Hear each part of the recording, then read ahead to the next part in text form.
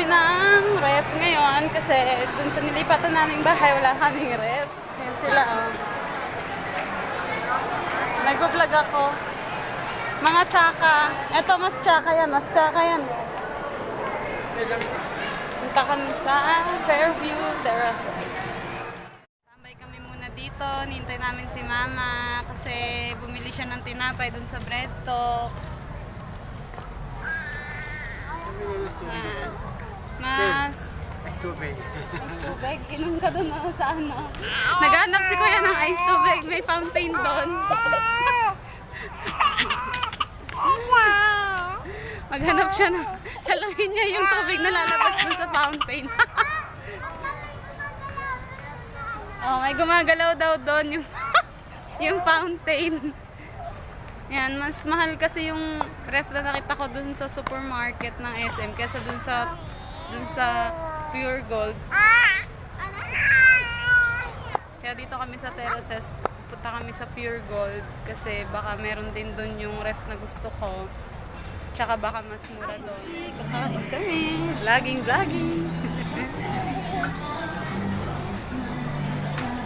Mga lamon nila. Oh. House of Gravy.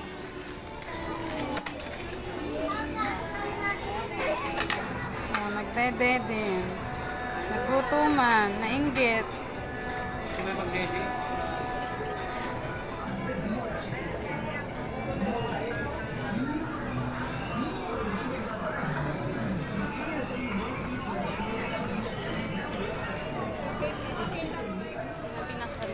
Pauwi na kami. Wala kami nakitang ref sa Pure Gold dito sa may Terraces kasi hindi na daw pala sila nag-deliver ng electrics. Ano?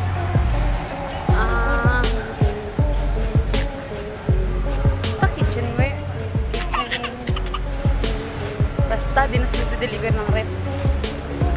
Ayun. So dapat pupunta kami ng isa pang branch ng Pure Gold kaso nagkatamaran na pumunta doon dahil nga gabi na tapos may mga kasama kami mga bata.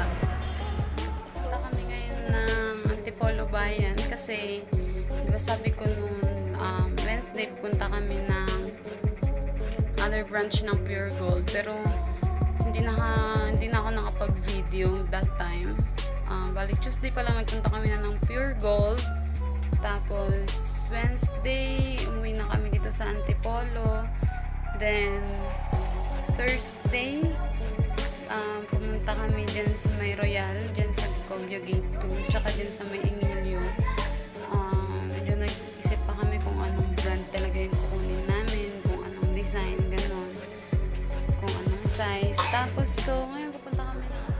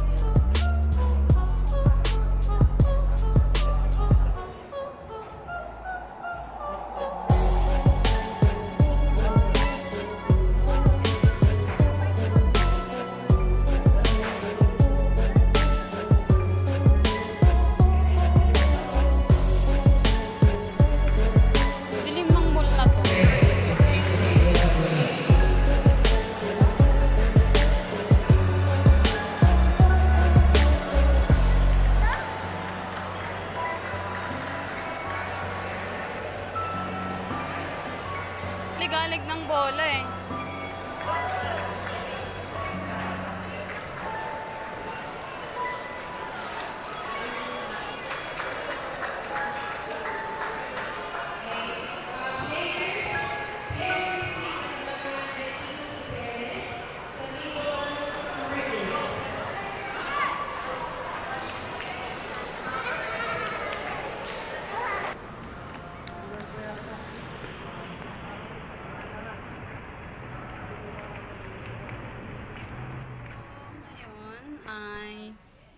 Yung kung nakita nyo ko kanina dun sa huling video namin, lumabas kami dun sa Robinson. Kasi medyo wala dun yung gusto namin na brand tsaka design. Kaya lumabas na kami kaagad. Paglabas namin doon, biglang umulan, kaya naputol na rin yung video ko kasi baka mabasa tong phone namin. Tapos, dumiretso uwi na lang din kami. Tapos bumalik si Nelvin doon sa Emilio, doon kung saan kami pumunta kahapon. Tapos, binili niya na doon yung brand na gusto namin, tsaka yung design na gusto namin. Pakita ko sa inyo kung ano yung itsura niya. Natanggal na siya kanina dun sa box kasi wala namang tutulong kay Nelvin maglabas sa kanya dun sa box. Kaya nagpatulong na din siya dun sa chewin niya na maglabas. Then, check natin kung ano yung itsura. Ayan siya, yung itsura ng ref. Bali, dual door siya. Nakita niyo yung model namin dyan. Excuse me, Chay.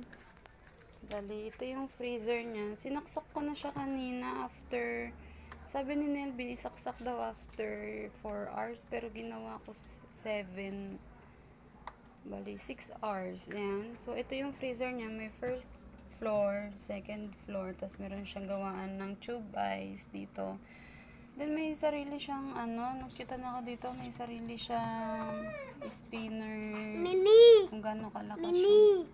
Mimi! Kung gano'ng kalakas yung gusto mong level ng niya, may 0, 1, 2, hanggang 7 yan, napansin ko kanina. Tapos, to, meron pa siya dito sa takip, ganyan. Ayan. Bali, may lagayan, pwede ka maglagay dito ng mga juice, ganyan. Tapos, excuse me. Dito naman yung baba niya. Ayan, lagayan ng itlog. Pwedeng lagayan ng gamot dito. Soft drinks. Yan, ito mga... Opo, kung anong gusto mong ilagay dyan. Tapos, meron din siya sarili, syempre, na time. Ganun, max. Cold, minus fro. Coldest, max fro. Tapos, 1, 2, 3, 4. Yan, 4 yung niya. May mga tape pa kasi di ko pa tinanggal kasi nga inano ko muna yung video. Yan. Tapos sinapabilis. Yan. Ganyan siya. Hindi ko alam kung natatanggal din ba to. Pero yan, na-open siya ganyan. Pwedeng prutas, pwedeng gulay. Ayan. Yan yung itsura ng ref. Wala pang kalaman-laman kasi sabi after 1 hour. Ayan. So, meron siya ditong guide sa labas niya. Kung nakikita nyo. Ayan. Tapos, meron pa siyang palibreng ganito. Parang ito ata yung customer's guidelines niya. Tapos, meron pa siya dito yung wire. Sabi ni Nelvin, para daw yan dun sa ground. Tapos, ayun, smart inverter compressor. 10 years warranty. Tapos yung kinaganda nito, meron na to dito, computation ng monthly niya. Pero nung bago namin to bilhin, may nakita kami dito, 8 pesos and 50 centavos. Nung tinanong namin kung ano yung 10 pesos and 50 centavos na yun, ayun nga, tinanong ko kanina kung ano yung 850 na yun. Ang sabi nung dicer or merchandiser is yun daw yung Meralco computation niya per day. So, 8 pesos and 50 centavos lang ang makukonsume nung refrigerator na yun pag may laman na siya, tsaka kapag every 1 hour lang siyang bubuksan. So, yun, computation na yun is accurate siya pag ganun yung pagkakagamit natin ng refrigerator. Tapos yung yellow na nakita nyo dun kanina, parang ito, yan. Yung yellow na nakita nyo dun kanina, yun naman yung electric consumption niya, na hindi yung Meralco, kundi yung company mismo yung parang energy saver computation niya, ganon. Meron dun guide kung paano i-compute yung gastos ng refrigerator na kuryente every day or every month. So, ayun lang. Sana next time samahan nyo ulit kami na bumili ng bago naming electricities or electronics, ganun, na kung papalarin man or magkaroon man ng pambili. Gusto sana namin magkaroon din ng dryer, magkaroon ng automatic na washing machine kung hindi man dryer. Gusto din namin magkaroon ng mga wall fan, ganun, additional stand fan, TV, ganun.